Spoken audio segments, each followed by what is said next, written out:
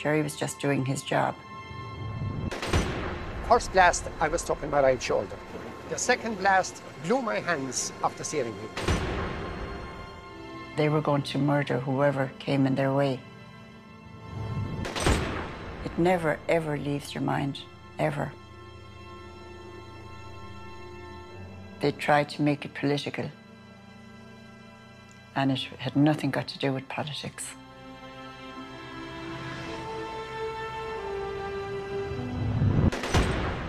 Evil people, the people that murdered Jerry, knew what they were doing.